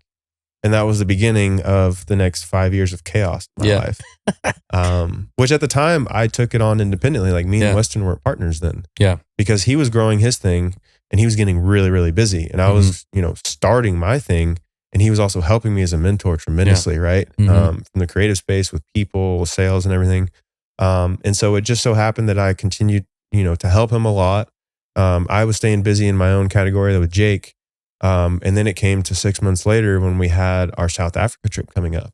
And I was like, I'm not getting paid anything for these trips, right? Because they're like 2 weeks long, a week long, and it's like a very small amount of money at the time spread out. So I was like, look, hey man, this is what I'm getting paid for this job. If I can convince Jake to cover your travel expenses and split this money with you that I'm getting, like, would you want to go to Africa for 2 weeks? And he was like, absolutely. So I talked to Jake, and Jake was cool with it because I propped it up like Weston's a better shooter than me. You'll have 2 guys shooting you the whole time, photo and video. Like, this is necessary if you can afford it. Yeah. And so we both went on this trip together. And it was like the most insane trip we'd ever been on. I mean, this is in the heat of COVID. We spend 10 days in Cape Town, rent Harleys, drive the coast, great white shark diving, penguins on the beach, like 2 different villas on the high and the low end, like insane stuff. And then we get sick with COVID going into the hunting section. And so we go out to the reserve, and we're all just deathly ill with COVID. And our client, Jake and friend, he ended up having to go to the hospital for 5 days. And he was in a room full of 40 people, and like people were getting dragged out dying every single day. Like, this was the heat of COVID 2021, when you weren't supposed to travel, you weren't supposed to do anything. And we were doing all the things you weren't supposed to do. Yeah. So we ended up getting stuck over there. I was the sickest I'd ever been. And like, this is the same period when I found out my brother and his wife lost their baby at 15 weeks. My dad told me he was dying of stage 4 cancer. And then my girlfriend of 2.5 years at the same time that I was sick and curled up by a toilet broke up with me on the phone. We had we had an apartment together, 2 dogs, like full life together. It was kind of crazy. And all this happened in the same like 2-3 days. When I was stuck in South Africa, sick, I couldn't eat or drink anything for 3 days. I was losing weight. I was coughing up blood. There was no doctors around. It was like hell. It was like paradise, but it was hell, right? This was the teardown. I was up against the wall. Like, you could not push me back any further. Yeah. I was in debt. I just lost my apartment lease because we were moving into a new one when I got back with my girlfriend. She ditched me. I had no job, so I couldn't use her to get into an apartment. So I had no place to go. I was in debt like $12,000 to $14,000. Me and Weston were losing jobs together. We're supposed to film like Dak Prescott, and we had a big client, Monument Realty, who's like the biggest real estate agent company here in Dallas. All this stuff, we were just losing opportunities. We're losing clients, losing money, and we were paying $1,500 a week to stay at this reserve. Like it was just a bad situation. And then they told us we couldn't go back home until we had negative COVID tests. And we kept testing and testing, positive. And like, we didn't know when we were going to get back, how we were going to get back. And, you know, you've read the stories of people getting stuck in Australia or from Australia, get stuck in the US for 2 years. And we didn't know what it was going to be like because COVID was just this big, scary thing at the time. Yeah. So we got lucky enough that the guy who had us there just found a way to buy off a doctor to get us fake negative COVID tests to get us back in the country. Because at that time, it had been over a month we'd spent in South Africa, and we were only supposed to spend like 18 days. So we were 12 days past when we were supposed to be there and burning money, really sick. Like, honestly, at the same time, I'm still worried about my health because I'm not really improving. Like, I had brain fog for the next 2 months. Yeah. Energy was shot. I can't really taste things the same still. Yeah. Like, everything was fucked. And so, you know, thankfully we got back, but that trip was really like, and I wish, you know, you asked me to bring something special today. Yeah. I wish I actually had something physical from that trip, because that was a real big pivotal moment for me. Yeah. That was when my back was against the wall. There's only one way to go, or I could just surrender and fall to my knees. And obviously I didn't decide to do that. You know, me and Weston had a lot of talks out there in South Africa, and all we could do was walk and talk. And it was cool because we had like, you know, giraffes and like wildebeest and like impala running around you and monkeys and stuff. So it was like, that was our life for like a month. It was crazy. And so we're walking and talking, and we're just talking about the future and where we're at. And we came to the realization is like, he's got an established business. He's got a lot going on, and he's doesn't have any more time. He's burnt out almost. I'm just starting, and I'm gaining a book of clients, right? And I'm getting somewhere. But at the same time, he's kind of already to a place where he's needing a team behind him. And if I grow my thing, I'm going to get to a point where I need the same thing. And it's like, brother, we have two very unique brains. We have a trust behind each other. I have skills. You have skills. We both love the same thing. Let's come together. Let's just build this thing with the two of us. And from that day on, we had the biggest year ever. Doubled the revenue that he had prior that year, even being gone a month. And then every year it just continued to kind of double in work and jobs, opportunities, budgets. And that's how we started working together. And it wasn't just that straightforward, to be honest. There's a lot of little shit along the way. And we had to learn how to communicate to each other on a very, very detailed level. And it all comes down to approach, right? Because in partnership, you're never 50-50.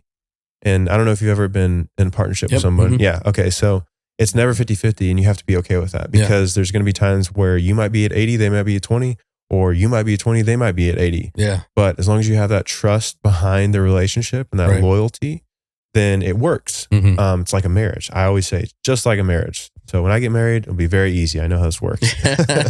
Maybe not. Good luck. Maybe not.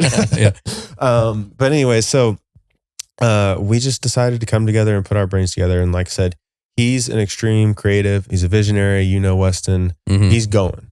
Doesn't matter where, he's going. Our thing is like, he's the train, I'm the tracks.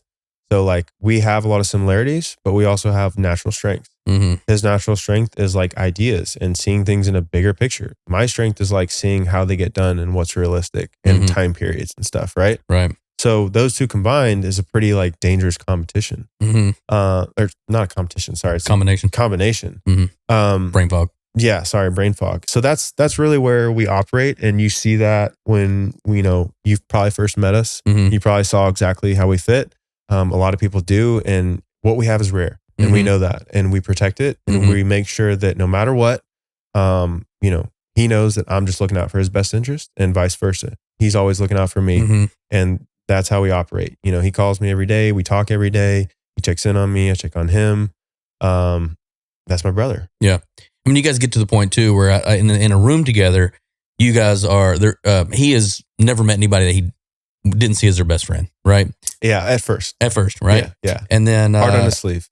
Say it again. He wears his heart on his sleeve. Yeah. Yeah. And I see you on the other side. You're kind of back in the cut, just judging and not judging, but looking and, going through it and seeing what's going on, right? It's locked up. I'm observing. Yeah. Yep. You're observing. So between the two of that, it's you can see where the balance is, and you can also see how you two guys can get along very well too, because you're not stepping on each other at any point in time. No.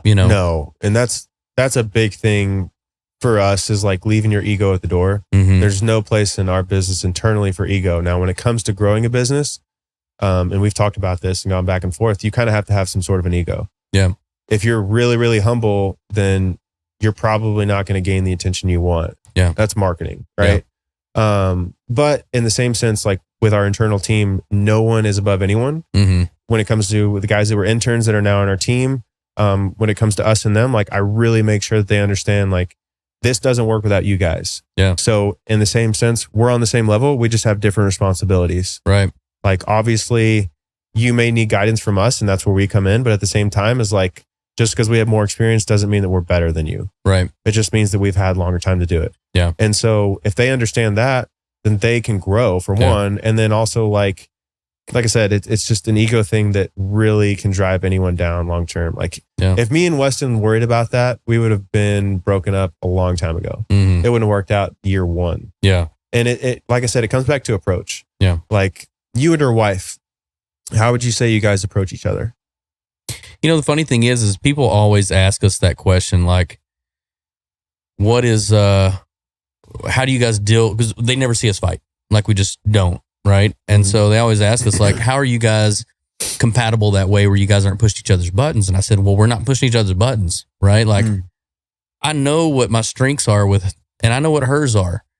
And if I see something that's there that I know could, raise her dander or whatever, I just don't poke at it. Right. Yeah. There's no sense in it. I know she's going to be with me for a long time, and I'll be with her for a long time. Why kick?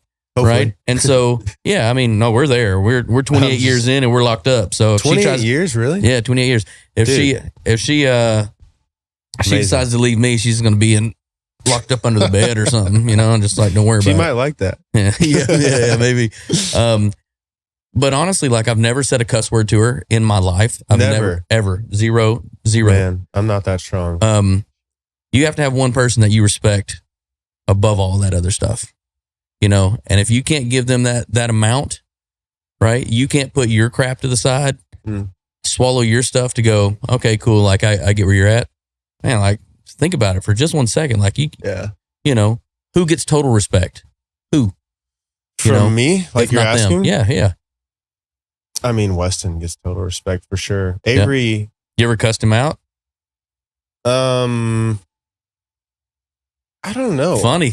Look at that. See where I'm coming from? I don't think so. This is what I'm talking about. Well, we've had like, that's what I struggle with the answer, because we've had conversations where there's cursing involved, but it's not like at you. Fuck you. Yeah. Right? It's not like you're a piece of shit. It's never been that. It's been like words and curse words inside of a very emotional like statement, if that makes sense. Yeah. But we're very careful about like those derogatory, like direct, hurtful words. We're very careful about that. That's what I'm talking about. I don't think we ever even jokingly do it. That's what I'm talking about. Yeah. And I don't ever do that to my girlfriend either. But again, I don't just neglect curse words. Sometimes when I'm very passionate and I'm really emotional, which is very rare, like the curse words will start to fly, because that's how I've always expressed my intense emotion, which is not very good. Right. I'm not saying it is, but that's when it comes out. Just being honest. Just being honest. Just try that sometime. Yeah, no, I try to have that same type of conversation and leave the stuff that's inflammatory out. Yeah. No, I honestly, that's been a big focus of mine in my personal relationship all year long. It should have been from the beginning, right? But like as you go, you worry about different things, right? So that's been really important to me, because I want my partner, my business partner, to feel like they can conquer the world, and I should give that to them, right? Yeah. And if I'm not, then I'm not building my people up the way that I would want to be built up. Yeah. And who am I to treat someone the way that I wouldn't want to be treated? It doesn't 100%. Make logical sense. Right. It kind of goes back to, we understand that perspective in different walks of life. For example, my coach, don't get too high, don't get too low. Yeah. Right. It's good advice. In an argument, don't get too high, don't get too low. Like, don't get outside of yourself where you feel like you need to, talk over you. Yeah. I don't need to elevate. So if I need to elevate to get a word in, that means I need to back up and let you get something out before I can put mine in, because you're not going to hear me anyways if I just elevate it. Yeah. Right. No, it's just tip and of hat. if I elevate and then I go even cuss word on top of that, like what are we really doing? You know, all we're doing now is it's a measuring contest. Who's going to back down? We're fluffing our feathers up and trying to act tough. It's like the end of the day, like what is the overall goal? It's What's like the goal? We're trying to build a business that has a large impact on humans and is very successful. With my relationship, I want to grow a family together. So like in the heat of the argument, I really, really try to focus on like, if this is someone I'm trying to build with, then I'm not going to bring them down. Exactly. And that's not always obvious. Yeah. But this is what I'm saying. You also got to get to this point.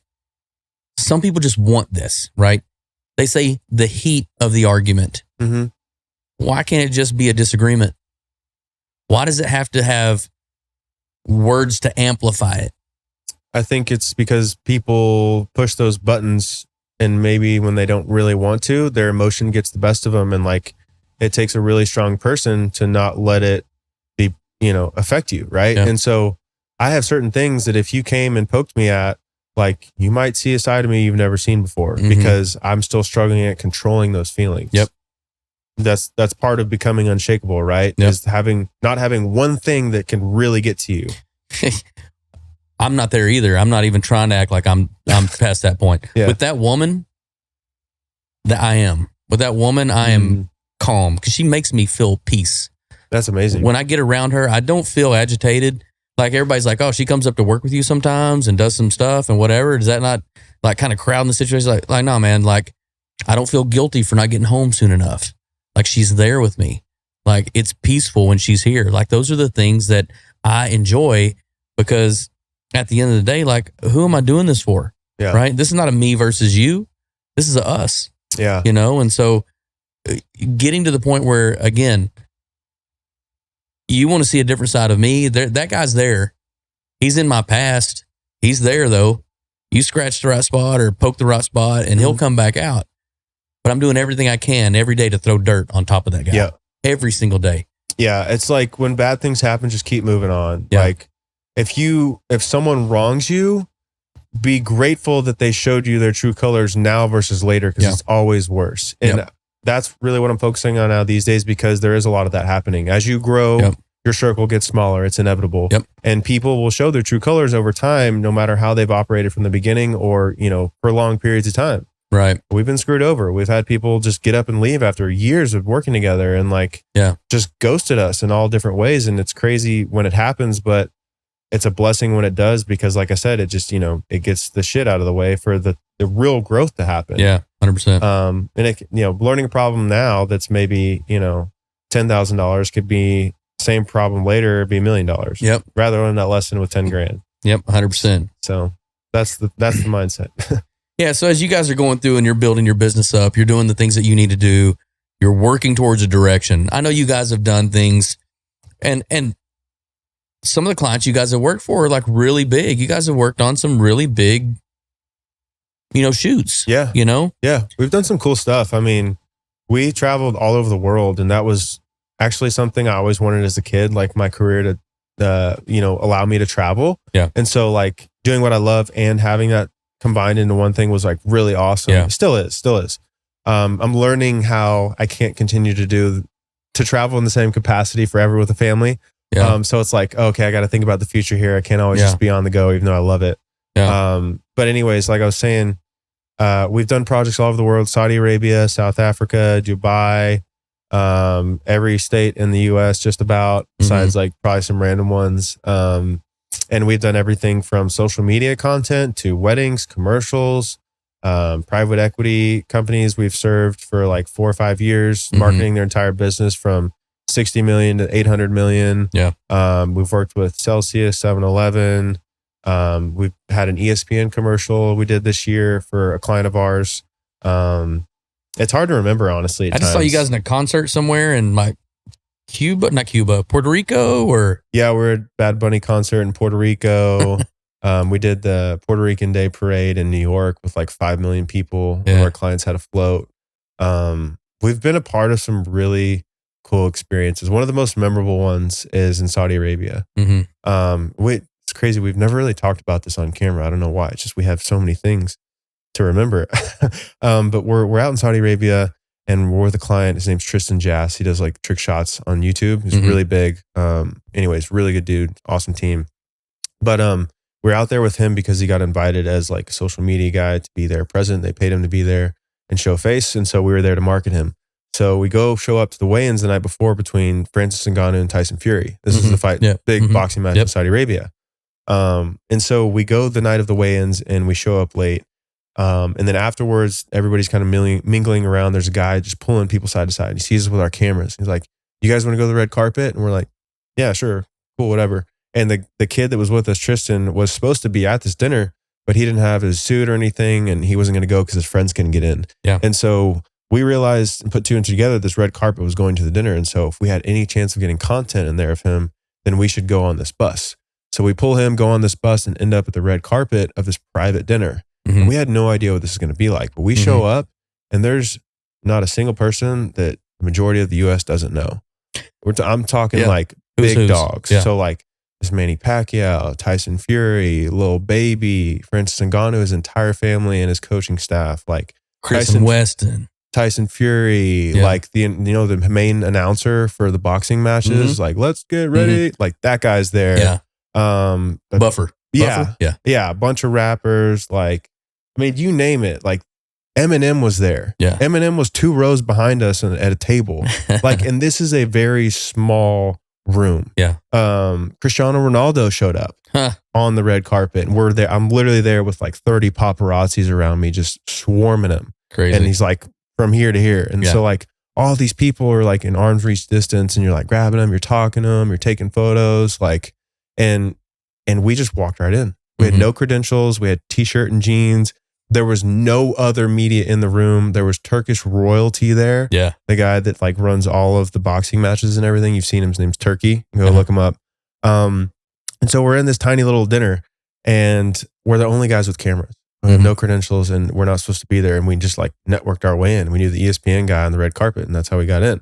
And so we're there filming and like I'm filming Tristan and I pan over and like table behind us is like Eminem and then Lil Baby taps me on the shoulder. He's like, "What's up, bro? Can I say hi to Tristan?" And like, dude, it was just insane the amount of people you run into shoulder to shoulder. And so I'm sitting there and this is like 3 years into after I quit my job and I'm like, right now I'd be sitting in a cubicle in Greenville, Texas, but I'm actually in Saudi Arabia at a private dinner with Eminem, the guy that I listened to my entire childhood growing up, and half the boxing world that I know, even though I'm not involved in boxing. Yeah. And it's just like, it was an aha moment of like, you made the move. I made the move. Yeah. I'm experiencing life. Like I knew when I was sitting in the cubicle that I'm missing out on so many experiences. I didn't care about the success at the time. I just knew that I wasn't living life to the fullest. And if I continue to stay at that job 5 days a week, over 55% of my life, I calculated it, I'd be miserable because I was going into work. Yeah. In a jail cell, basically. And so when I was sitting in this room and I had my camera and I'm filming all these people, it's just like, it's a beautiful moment of, like you said, I made the right move. And I'm actually experiencing the things that I was meant to experience and I'm doing what I'm supposed to be doing.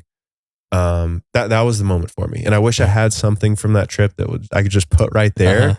But the reason, I don't know if you want to get into this yet. Yeah. But like the reason I brought this today is because it is just a hat. It was very cheap to make. It came from China. That's not the point. The point is that logo on there. Yeah. That logo was designed about 7 years ago when I was still an engineer. I hadn't picked up a camera.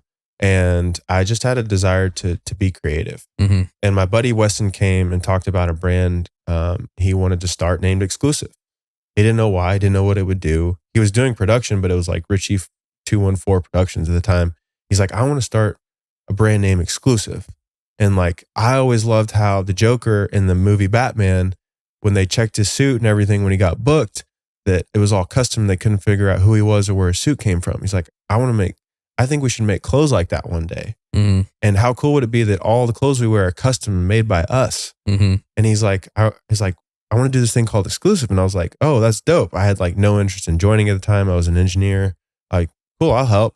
And I was like, well, what if I can make like a logo? Because I was messing around in Adobe Illustrator, just getting creative, just having fun. And so I messed around with it, and I made like a bunch of different renditions of like exclusive with the E's, because it was, I was just had the idea of making it simple, like a Nike check, or like Adidas, or like Reebok or New Balance, like just something very simple, yet people would love to see on a hat or a t-shirt or a TV or something.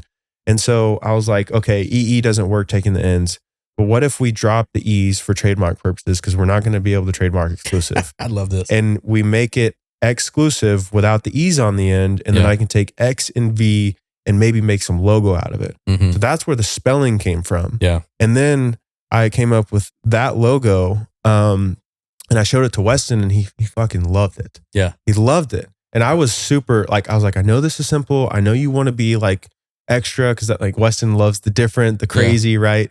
But I was like, hear me out. Like, simplicity, longer term is always better. Yeah. And I feel like this would look good on a hat, on a t-shirt, on a website, you name it. And this could be like the brand forever. And no one's going to have exclusive spelt like this. So it'd be real easy to get too. Yeah. And so that was the beginning of everything, was just for no reason or another, making that logo that literally just came out of my brain. Like the idea came out of my brain, and I was like, I got to make this. I got to make this now. And I took it to him. And I wasn't even involved with him at the time. I hadn't even picked up a camera. I was just getting creative and whatever muse I could find, basically. But every time I look at a hat, I remember that moment, which was literally the beginning of everything, was just creating that logo. And then you look on the inside of the hat, and you probably can't see it from this distance, but there's like some wording, and it's the quote, our first quote from collection 1. It says, "Don't let your comfort zone kill you." And that's Weston's quote. And that's something that we've lived by probably, I want to say our whole lives without knowing it, but really leaned into it, once we came together. Yeah. Because I was severely uncomfortable. I quit my job. I left my career. I lost a relationship. I lost my dad. I was financially struck, not doing good. And in Weston, at a certain time, he lost all the equipment he had to do his jobs, and it was like a lot of money. And he got it stolen out of his car. And so that was his moment of uncomfortability. There's many other things, but that was a pivotal one. And so we truly lived by that. And we did not stay in any sort of comfort, and we're still not comfortable. And I think that's the way to live, because with no challenge, there's no change.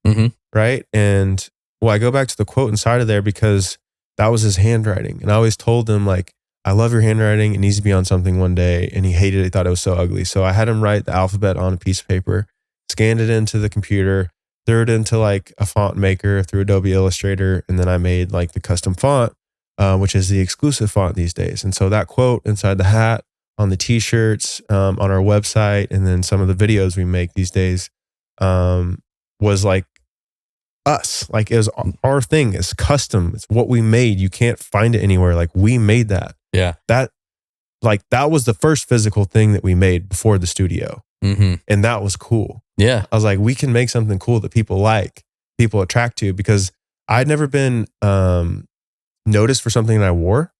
Like, hey, that's a dope hat, or like, those are cool shoes, or that's a sick shirt. Where'd you get it? Yeah. As soon as I put that hat on and wore it around, dude, where'd you get that hat? Who made that? Like, what brand is that? I feel like I've seen that before. Like, that's a sick logo. Yeah. Like, oh, I love the A-frame on that. Like, and then same thing with the shirts. When we got the shirts made, with the quote on the back, bro, that's the coolest thing ever. Like, can I take a photo and send it to my kid? Can I send it to my brother? Like, I love that. What's your story? Like, same thing with the hoodies. Like, we'd never been stopped like that before. And, I didn't have style, so maybe that's why. But Weston, he's always had some sort of style. Yeah. And he even said he's never been stopped like that in his entire life. And it's something that we made. Yeah. And it's like, it's cool, because when I first saw the test that we had, the test model that we had for the hat, it was really ugly. Like, I tried to bring it today. Couldn't find it. Yeah. It's somewhere in the studio.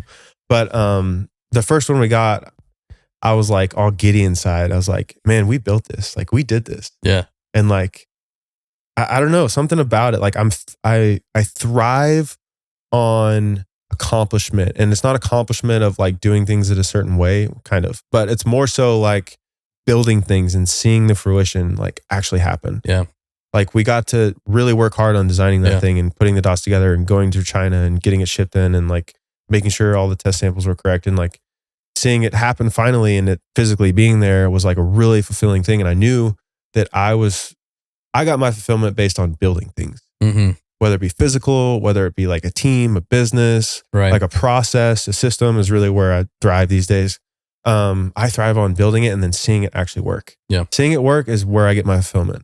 I'll work for years on something, but when it works is when I get my fulfillment, and then I move on. It's that quick. Like, what's the next thing? So, I mean, I'm kind of the point where I like to, you said I'm thrive on accomplishment or success, right? Yeah. But it's like, for me, if it's I'd like to check box something. Yeah, it's a check box. I did this. That's done.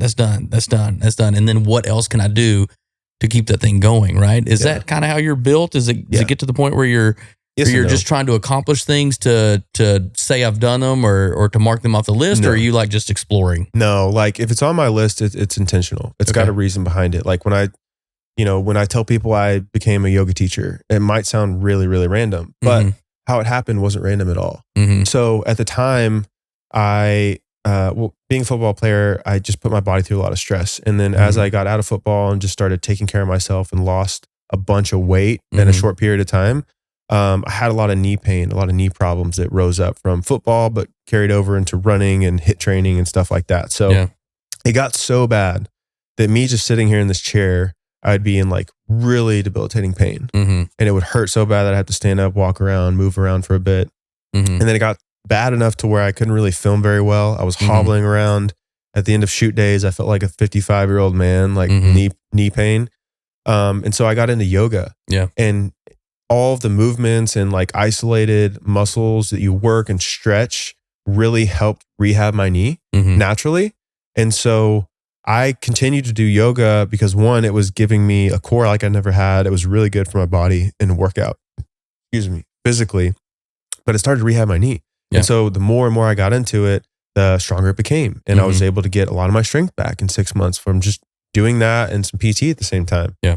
And so I forget, like I was taking a class at this place I have a free membership from for doing some video work. And the teacher was working at another studio and she was going to go through teacher training. And so she was like, you got to go to this other studio. It's completely different from this. It's a different style. It's more hands-on. It's more like traditional. And like, you'll actually go through and learn poses more versus like practice and workout. And so I gave it a shot, went to class with her, and it was like super intense. It was, instead of 45 minutes, it was an hour and a half. And this was like, people were putting their legs behind their head. They're going up in a handstand. They're doing like one arm balances, like crazy yoga shit. Like, and I'm just sitting there and like, it's a smaller room. It's really intense. Anyways, I meet the owner, and the owner is the old creative director for Neiman's and Bloomingdale's. He did all of the Christmas catalog from Neiman's and staged all the photography for the product shoots. So there's the connection, right? Yeah. And I was like, what's your story? So we went to lunch a few times, got to know him. And funny enough, we moved into a townhome that was right around the corner from his studio. So we started developing a relationship. I started going to his class more often. And then he just offered me an opportunity to come and go through teacher training. And so it was so close at the time, even though I was super busy. It's every single weekend, Saturday, Sunday, all day long, 7 hours a day. You have to come to at least 3 classes of practice on your own. And then you have like homework at home outside of that. So, taking up 2 days of my week alone is a lot, especially when I'm just nonstop traveling, working, we're growing the business, we're focused on a lot of things. I'm full-time editor at the time. So like most of the videos are coming to me, like I'm busy, bro. Yeah. And so I take this on at the same time. Like, I got to do it. That's something, I got to do this. I got to help people. If people come to me, I want to be able to coach them. I want to coach myself. I want to learn this thing right. Yeah. And so that's when I went through the teacher training, and it like really helped me understand how to work with humans. Because I've never been in a position where I'm leading a group of people. Yeah. And also they're entrusting me a lot with their physical health, because whatever I suggest, they're going to try to do, and it may really hurt them. Right. Yeah, it's a control position that I've never had. It's being the energy. It's keeping people motivated and making them feel safe all at the same time. So it's really challenging in that way. And then also I really understood yoga and the movements and how healing it is for your body. So it changed my life and my perspective on that. So for one, I've been able to help people come my way with hip pain, with knee pain. Maybe they started to run and they're having some issues with like getting further in their speed or their endurance. So I can help them stretch in certain techniques. So it's like, I'm able to like really help people and give them some healing, right? Yeah. It was cool. Took up too much of my time and I moved on. But like I said, going back to your question, everything that's on my list has an intention. My intention was to heal my knee and to get a better understanding of yoga so that I could help others if they had some similar pain, because a lot of people go to surgeries, they go stem cell, whatever. It's very expensive. Like I fixed my knee by just working on myself, nothing else. And so I wanted to have the knowledge to be able to help other people with that too. So that's why I did that. It might not make sense to most people, but it helped me mentally because it was a challenge for one that I didn't have time for. I made time for, and I crushed it and I executed it and I got it done. So checked it off. I had the intention and I executed. Like those are the things that help me grow and keep me focused in all the other lanes. Like for instance, last year I ran a marathon. Why did I run a marathon? Well, I've always wanted to run a marathon. And this one maybe was more like, can I do this? Because it's 26 personal challenge. 26.2 miles. Anyone that's run at least a half marathon would understand how difficult that is. You pee yourself while you're doing it? I did. Nice. I did. I peed myself. Yeah. Nice. I was actually really proud of it too. Congrats. I was like, awesome. I'm a real runner. Yeah. I just pissed my pants at mile 13. Did you put the little nipple pads on and everything? Had to, man. Yeah. You run with a shirt, your nipples are going to be raw. Yeah. Like even this morning I ran 3 miles and I don't normally run with a shirt. I did because it was cold. Yeah. And yeah, dude, it's real. You got to protect yourself. You had to put the pads on this morning? You got to put the pads on the nips. Yeah, dog. Yeah. You got to take care of the nips, man. Well, I've heard these people that say that they just get like blood coming through their shirt and everything. And I'm like, that's when you're going a little too extra right there. You know what I mean? I mean, anything in the extreme is worth something, right? Because if I see like, I want to test my limits and it's more mentally than physically because 26.2 miles is more. Are we good, by the way? Yeah. Okay. Good. 26.2 miles is more than a physical challenge. It is primarily a mental challenge because you're not going to die. Yeah. Your legs aren't going to fall off. You will keep moving if you tell yourself to keep moving. Yeah. But everything in your body is going to tell you to stop. Yeah. And I'd never been challenged in that way before. And so I wanted to step into that with the unknown of like, do I have what it takes mentally to accomplish this?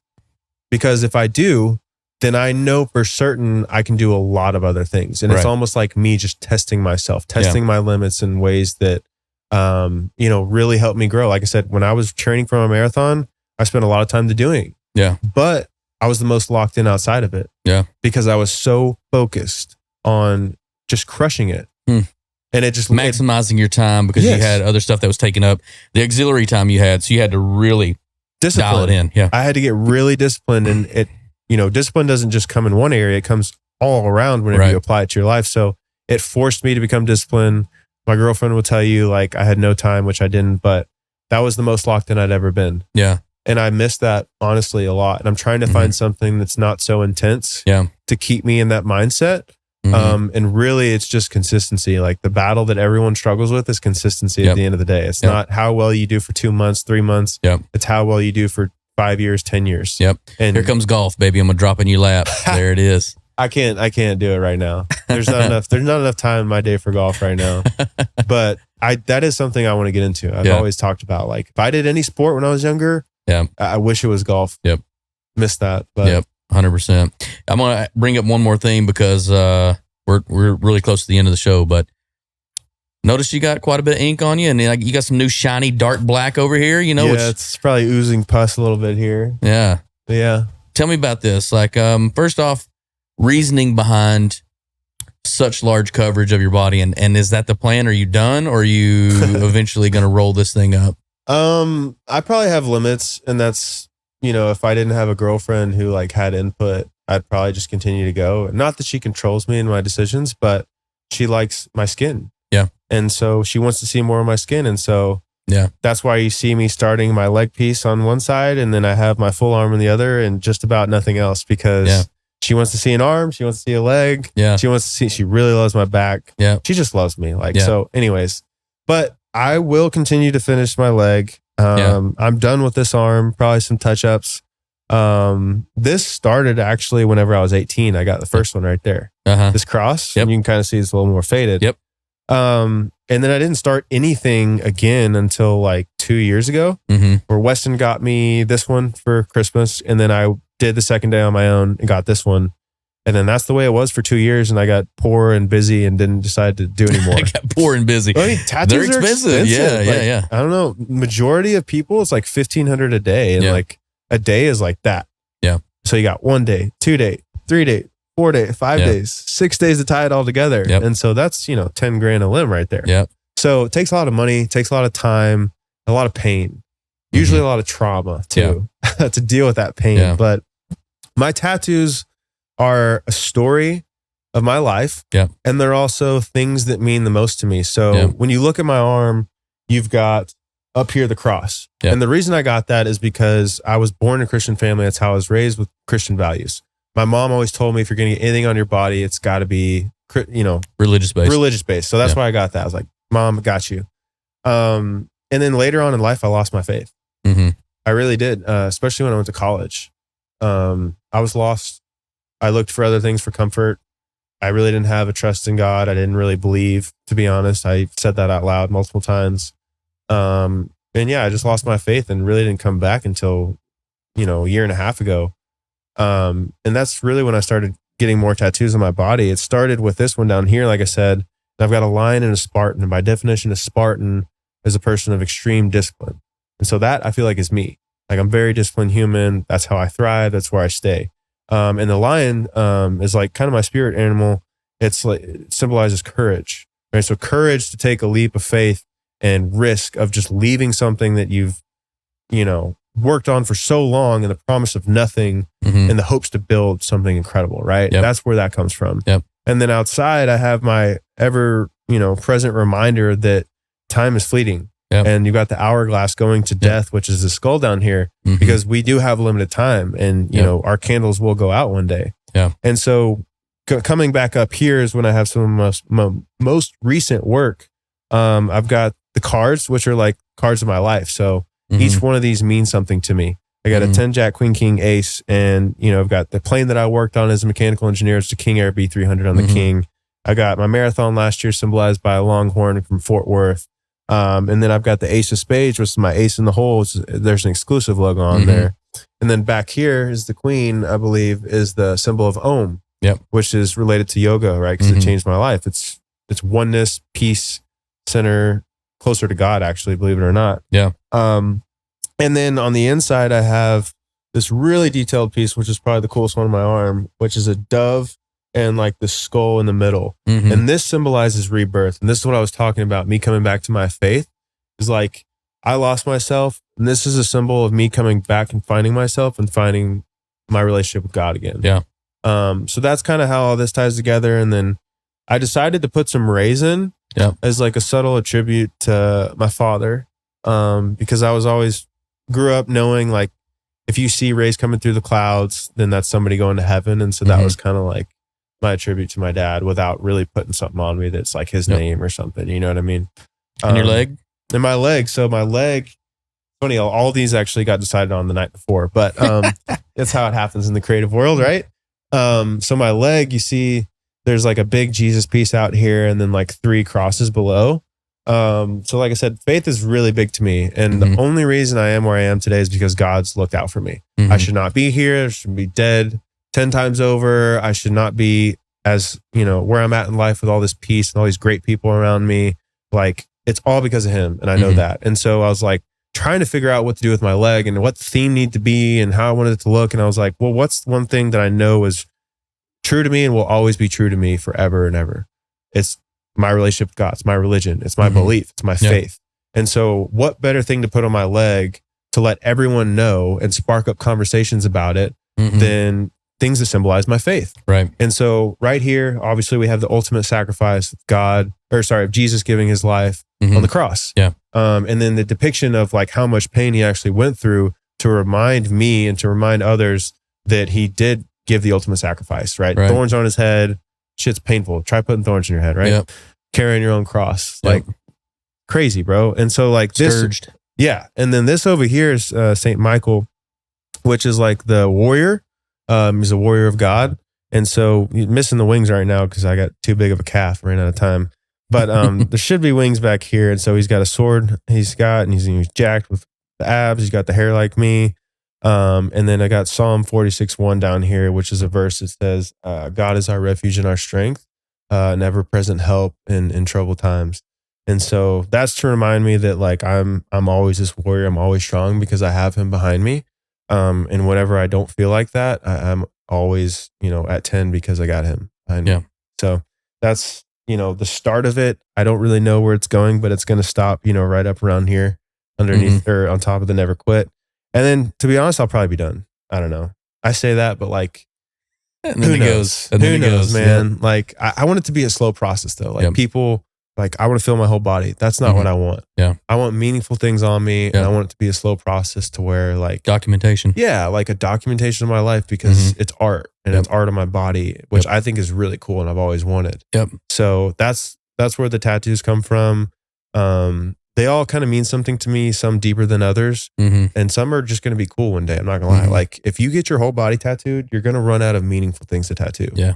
Some of it's just going to be cool. Yeah. So like when I have my first kid, maybe they'll have a footprint on my back or like my mom dies one day, God forbid, she's going to have a lily on my arm for her because it's her favorite flower, like stuff like that, just memories, good memories, what I want to have. So what about you though? Are you done? You need to shave your arm, first of all, sir. I shaved my arm for a long, long time. Can't even see the work. Yeah, and these are actually famous artists that have done a lot of work on me, to be quite honest. So, son of a gun. Yeah, I got Michael and the seals, 7 seals, and the word as well. I'm religious based, and then I've got Jesus returning on the horse on this side, and then that's a crazy detail. The ravens that pick the bones of the bodies that were left behind on you up got here. Intense. And the devil over the king over the devil. And then I've got my Texas here with the paint drips for, everywhere I go across the world, and people really don't like Americans until I tell them I'm from Texas. And so they love that, and it really changes their perspective of who I am when they see me. So I made sure when I shake hands, I put Texas here for the first thing for them to see. And I like that. And so, people know who I am. You mean business? Yep. Standing on business. Yep. And then I got a big heart in the middle of my chest with 2 daggers through the middle of it. And then a cross hanger from that. But it really means like sacrifice for your passion. If you really believe in something, you have heart for it, people are going to be stabbing it all over the place. But you got to take those. Can you go further on that? Because like when you say sacrifice, like people think of things first. Family, time, whatever. Like what are those sacrifices that you mean by that? Everything is a sacrifice when it comes down to how much time do you have left, how much time can you devote to something, what are you giving up in lieu of? Go sit on the couch. Nah, go do this. You want to put something out that you really believe. You could hold it close to yourself. Nah, I'm going to sacrifice getting punched in the face by everybody that I put it out in front of when I'm over here, right?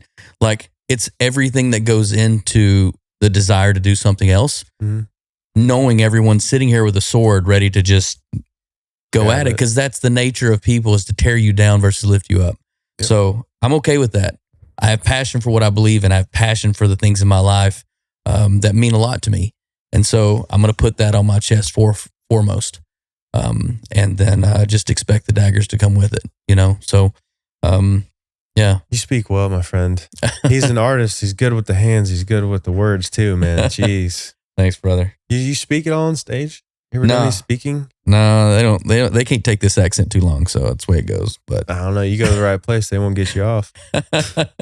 That's awesome. Well, I think we're about to run out of time on the cards. Actually, I think this may be the longest one we've ever had, to be quite honest. Yeah, sorry. I get into the details. I'm a details guy. I think it's great. You did an amazing job, and everybody, you can see why I wanted to have Thor on today. He did a great job of kind of explaining the story and who he is. But do you want to tell everybody where they can find you? Yeah, so if you're physically in the Rockwall area, you can find us at our studio, which is hidden, so you won't find us, honestly. But you can find us online, XCLUSIVeProductions.com for business stuff. You can find me on Instagram, Chris Hinckley Films on Instagram for personal stuff. Won't give you my phone number because I don't know you yet. So, well, until then, everybody, that's the blueprint. Appreciate y'all.